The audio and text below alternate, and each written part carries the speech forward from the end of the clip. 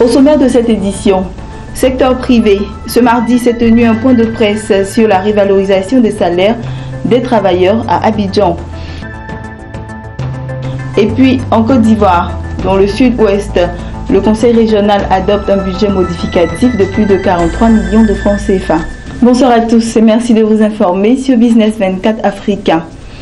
La Commission indépendante permanente de concertation CIPC a animé ce mardi un point de presse sur le processus de négociation portant sur la revalorisation des salaires des travailleurs du secteur privé. Composé de représentants du patronat ivoirien et de centrales syndicales de travailleurs, la CIPC a obtenu plusieurs accords visant à améliorer la condition de vie et de travail des agents du secteur privé. Un reportage de Lawani Babatunde. Suite à un préavis de grève générale lancé par les travailleurs du secteur privé en 2008 pour dénoncer la cherté de la vie, employeurs et employés ont décidé de trouver un terrain d'entente. Après des années de négociations, la Commission indépendante permanente de concertation CICP présente à travers ce point de presse les accords obtenus entre les deux parties. La revalorisation de la prime de transport est devenue effective depuis 2008. Elle est passée de 25 000 francs CFA à Abidjan, 21 000 francs CFA à Boaké et 17 500 francs CFA dans les autres régions du pays. Le salaire minimum interprofessionnel garanti SMIG a été amélioré. Il est aujourd'hui fixé à 60 000 francs CFA. Quant au salaire minimum agricole garanti SMAG, la CICP recommande une valorisation à hauteur de 25%.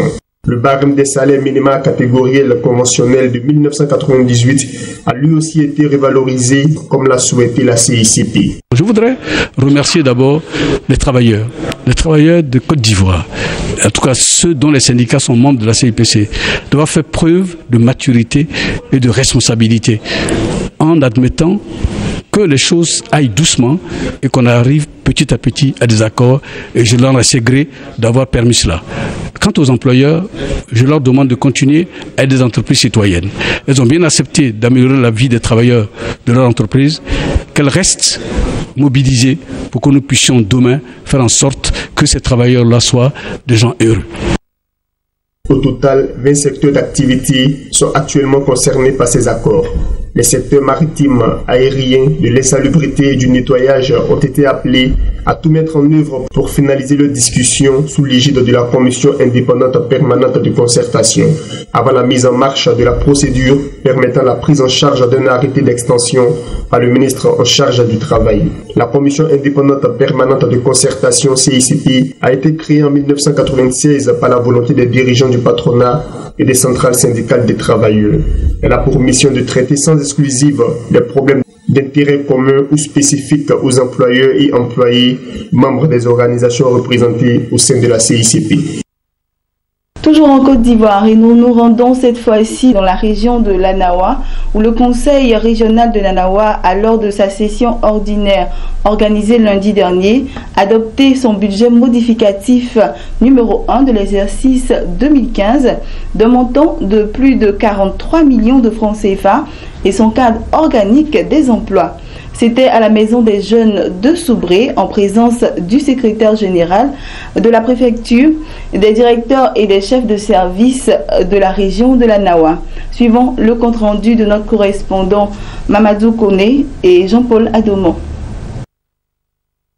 Le Conseil régional de l'Anawa a, lors de sa session ordinaire le lundi 7 septembre dernier, adopté son budget modificatif numéro 1 de l'exercice 2015 d'un montant de plus de 43 millions.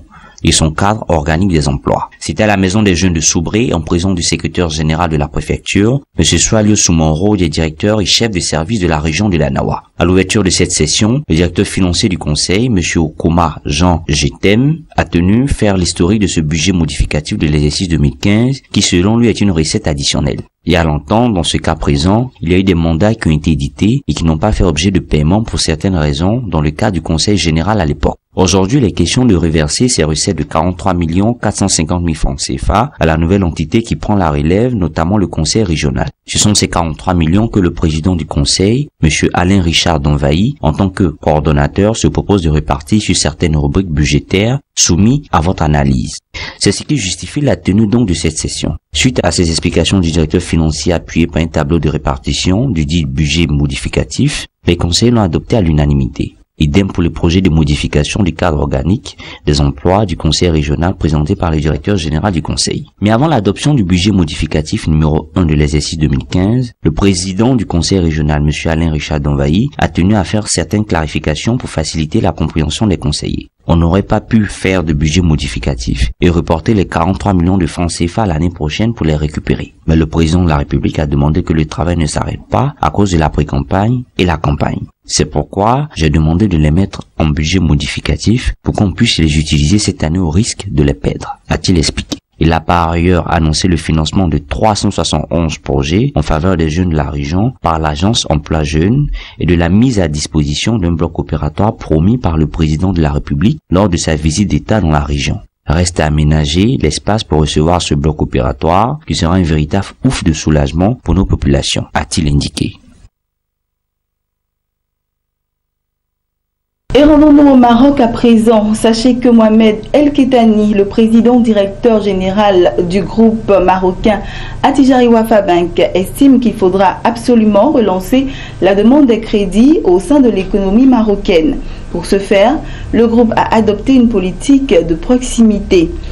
L'autre stratégie d'Attijari Wafa Bank est de capter les petites et moyennes entreprises. Le groupe a indiqué avoir mis de côté une enveloppe de 5 milliards de dirhams pour financer un total de 20 000 PME en 2015. La banque envisage par ailleurs de poursuivre son expansion en Afrique.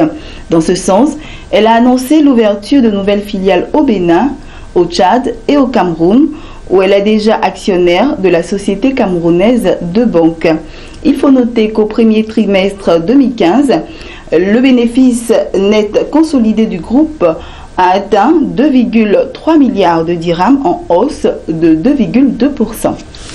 Et terminons avec cette autre information concernant le Zimbabwe. Le ministre des Finances zimbabwéen a annoncé ce mardi que son pays a obtenu l'annulation de 101 millions de dollars de dettes envers la Banque africaine de développement, la BAD. La dette extérieure du Zimbabwe s'élève actuellement à environ 9 milliards de dollars. Ce pays d'Afrique australe, qui souffre de graves pénuries alimentaires et d'une hyperinflation, peine depuis 5 ans à sortir d'un marasme économique engendré par une violente réforme agraire marquée par l'expropriation des fermes blancs et des lois d'indigénisation qui obligent les entreprises étrangères à céder des parts majoritaires de leur capital à des partenaires locaux. Et c'est ici que nous mettons fin à ce temps d'information. Bonne suite de programme donc sur Business 24 Africa.